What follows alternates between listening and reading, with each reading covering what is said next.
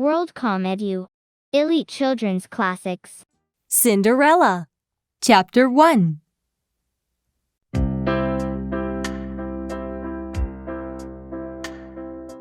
Once upon a time, there was a lovely young girl named Ella.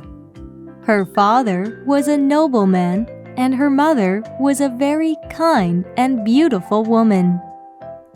They lived happily in a big, beautiful house in the country. Ella often liked to go out into the garden and walk among the beautiful flowers and trees. One day, when Ella was out in the garden, she saw the king and queen go by in their carriage. Their son, the prince, was also with them. He was very handsome and waved to Ella. She thought he was very kind. One day, Ella's mother became very sick and died. Her father stayed in the library in their house all day. Then Ella's father told her that she would have to go away to school for a few years. She wasn't happy at all, and she begged her father to let her stay home. She said she'd help him and be very good. But her father didn't listen. He took Ella to school, and she stayed there for 2 years. She didn't go home or see her father at all in any of that time. Then her father came to her school one day and said he was taking her back home. Ella was very happy. Her father kissed her and said, "You were very lonely when your mother died, weren't you?" "Yes, I was, but I won't be now. I'll try to do many things like Mother did," said Ella. "Of course," said her father. "But there is a change in our house now. I have gotten married again. My new wife has 2 daughters who will be living with us." "What are the girls' names?" asked Ella. "Charlotte and Euphronia. Please be kind and friendly when you meet them," her father said. Chapter 2. When they entered the house, Ella could see that there were many changes in the house. Things were much dirtier than when her mother was alive. When she went to her room, she was surprised to see it was also very dirty, and there were someone else's things in it. The stepmother and her 2 daughters weren't at home just then, so she decided to change her dress and put on the prettiest one she had so she would look nice. Soon, Ella heard the carriage outside and went to the door with her father to greet the new members of her family. When they came in, Ella was surprised because they didn't even say hello. They were very unfriendly. Her stepmother was short and fat and had a big nose. When her father introduced her to her, the stepmother looked at Ella with mean eyes and said, "Who told you to put on that dress?" "Nobody," Ella answered. "My father gave it to me, and it's my favorite dress."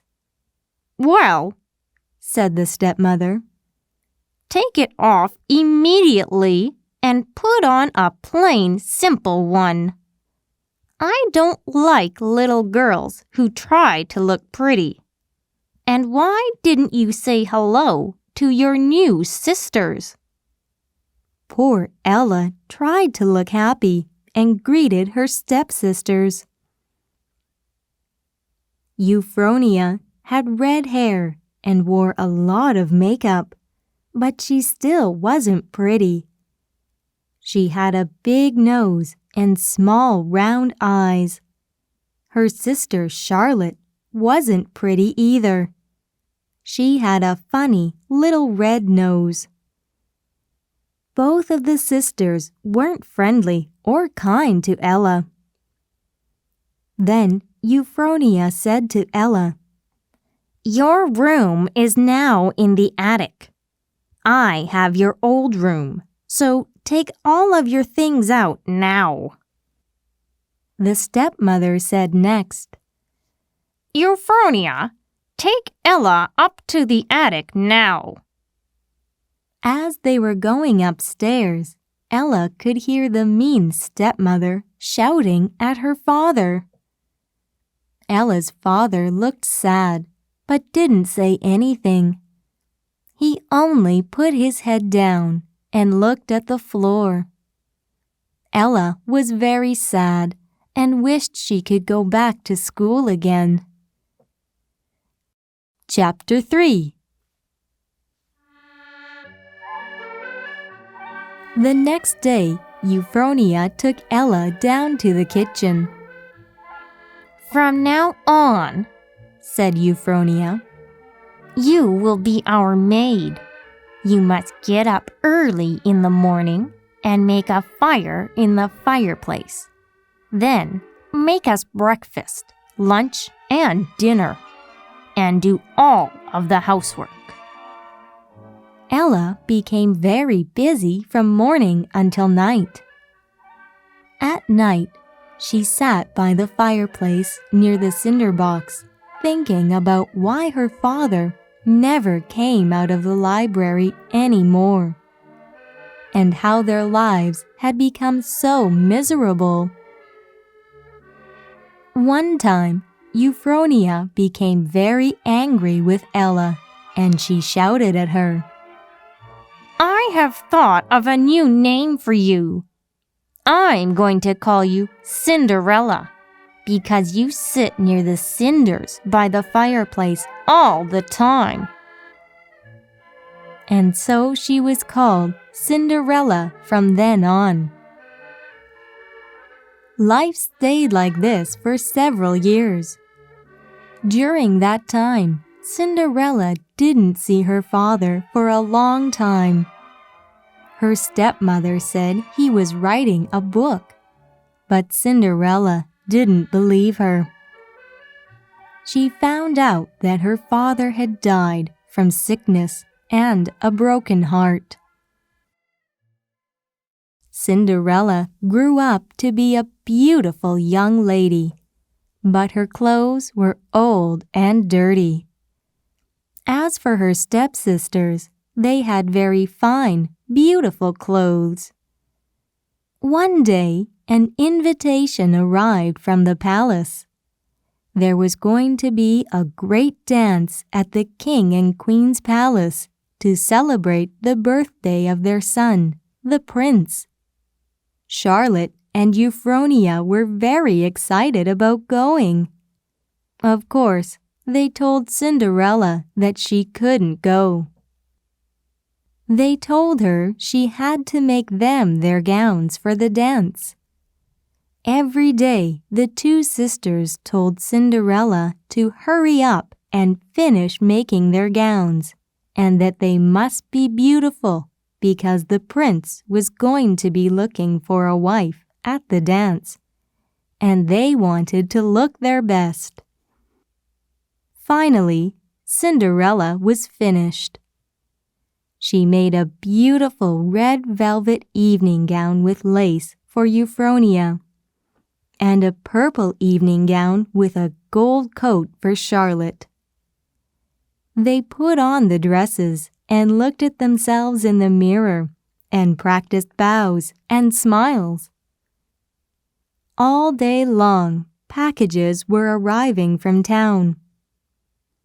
The two sisters had bought fancy new bags, handkerchiefs, fans, gloves, shoes, and perfume. Cinderella was busy from early morning till late at night helping them. Chapter 4.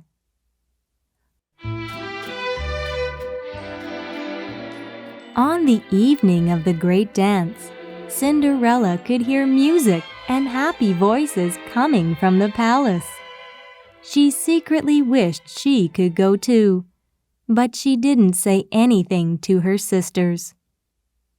Her stepsisters were arguing when she entered their room. "Come here, you lazy girl," shouted Euphronia. "I want you to help me fix my hair." "No, no! Come over here, Cinderella, and help me!"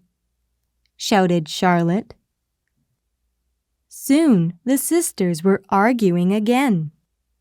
Cinderella promised to help both of them. At last, the stepsisters were ready to leave. The carriage came to the door, and the two sisters and their mother got in and were driven off to the dance. Cinderella stared out of the window. She was all alone. The poor girl started to cry. Just then, she heard a voice behind her. "Don't cry, Cinderella," it said. Cinderella turned around and saw a kind old lady standing there. She wore a pink dress and held a long stick in her hand. "Who are you?" asked Cinderella. "I'm your fairy godmother. Every day I watch you. I know all the bad things your stepmother and stepsisters did to you. I watch over you when you are sleeping. I knew your mother when she was a girl. She asked me to take care of you when she died, and now I've come to take you to the dance at the palace." "Me?" said Cinderella. "I can go to the dance too? But I don't have a gown or a coach." "I know," said the godmother. "Go and get the biggest pumpkin in the garden." Cinderella went and brought it to her godmother. Then her godmother touched it with her magic stick, and it changed into a beautiful coach. "Next," said the godmother, "open the traps and let out the mice and rat, and I'll change them into fine horses and a coachman." After the godmother changed 6 lizards, which were under a rock, into footmen. "That's the finest coach in all the kingdom," said Cinderella. "But I can't go to the dance in this dress." "Oh, I forgot. But don't worry." She touched lightly with her magic stick and changed Cinderella's ugly old maid's dress into a beautiful white one. The dirt disappeared from her face, and her hair was fixed elegantly. The fairy godmother placed a pair of glass shoes on Cinderella's feet.